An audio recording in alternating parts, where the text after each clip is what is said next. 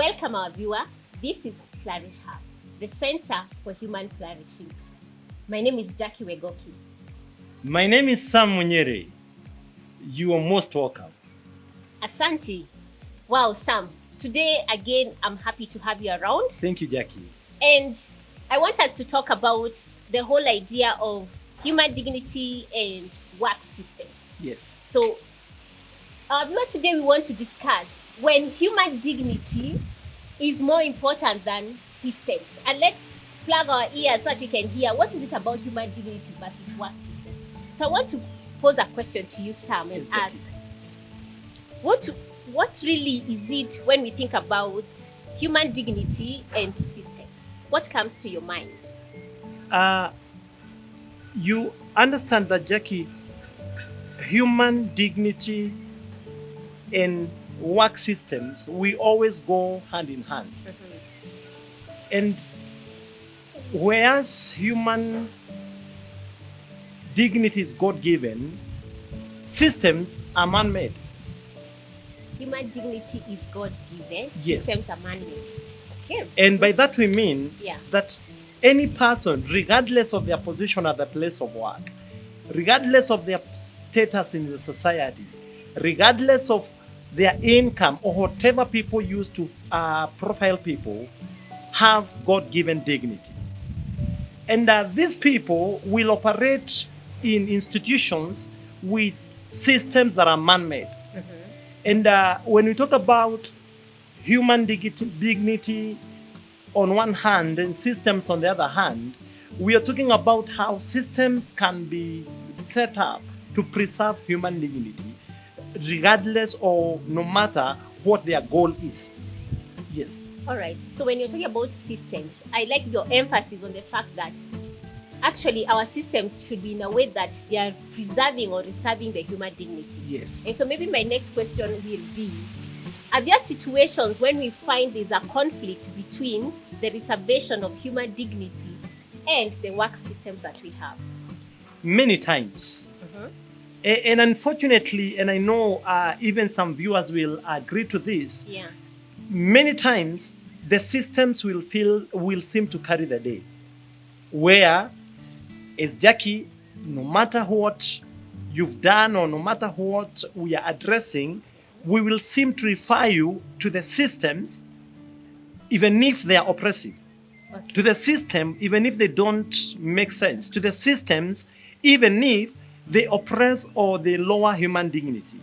And this is very unfortunate that you will find someone who is created in the image of God and given God-given dignity being exploited in the place or at the expense of systems.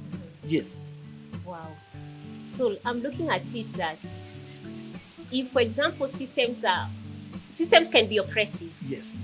and rarely are we intentional to realize that kind of systems. Yes. So what are some of the examples? Now, I know you've talked of oppression, but maybe we can be specific. What are some instances where you see actually systems seem to be more emphasized than the reservation of the human dignity? My belief and my conviction is that any person who is created in the image of God, regardless of what they do, Yeah. regardless of what is the issue at stake, should be treated in a way that the God-given dignity in them is preserved. And I'll give an example of the prisons or the cells, police cells, where at times you'll go and you'll find very, very oppressive things happening to people. Yeah. And you wonder, are we dealing with human life here, or are we more focused on the systems?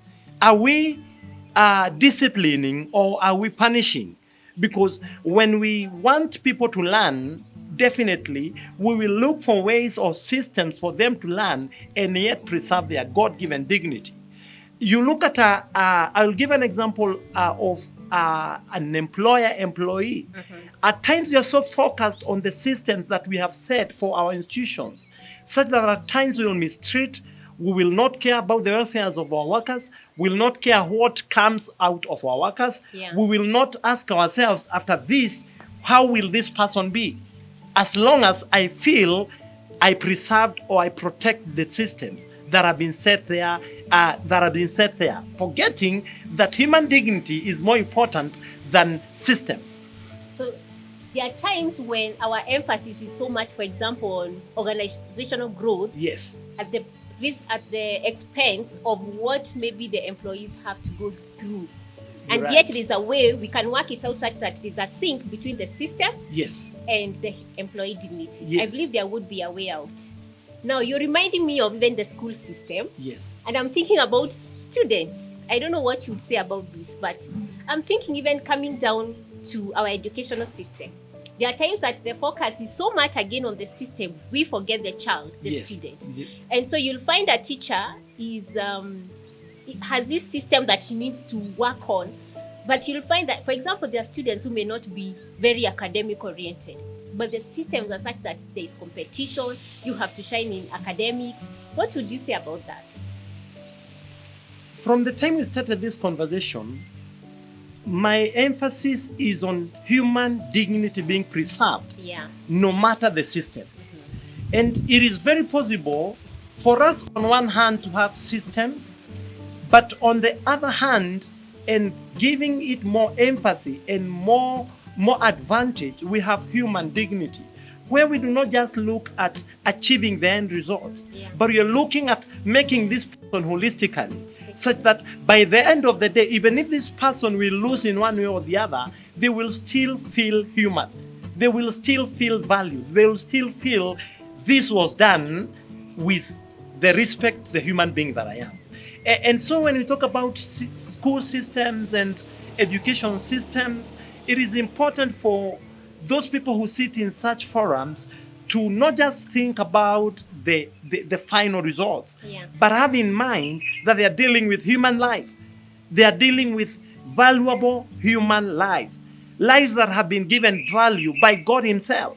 And with that, I think we're able now to come up with things that will enable us to achieve our goal and yet promote and preserve human dignity. I will emphasize that. Yes. From our conversation, Yes. one thing that we are picking is whatever kind of system, and I know you were talking specifically here about work system, but Yes. we realize now, whether it's a government system, it's a family system, it's an organization system, whatever system we have in place, that one key thing is always the question: how does this system affect the dignity of the human person that I am, Yes. or the other person? Yes. And I think that's a great thing to always consider in whatever we are doing, whether we are working at home, whether we are being led in families, and it takes us to leadership. Yes.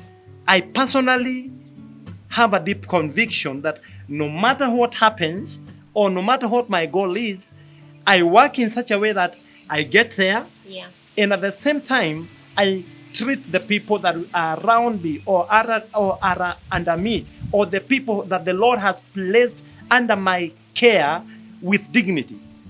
And I believe that if I am able to reach there and I lose these people, I'll not have achieved.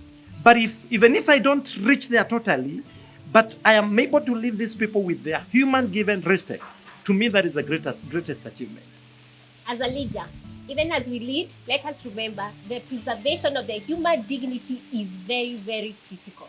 That even if you achieve the organizational goals and you have left all your staff bruised, you have left your workers bruised, low self-esteem, they cannot believe in themselves, then, as some says, we think that you have not really achieved what you were to achieve. That's and true. so let's think, as viewers, we want to ask you the question, even as we lead teams, as we lead in our organizations, are we thinking about the reservation or the preservation of human dignity?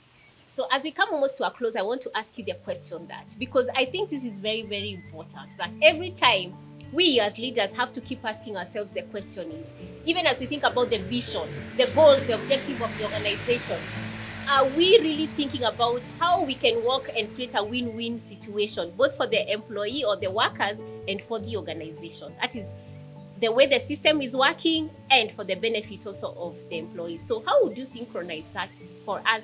I mean, that would be great perspective for us as leaders. Jackie, and any other person who could be watching us, it is important for us to know that no matter where you want to go, no matter what you want to achieve, we are working with people, we are dealing with people.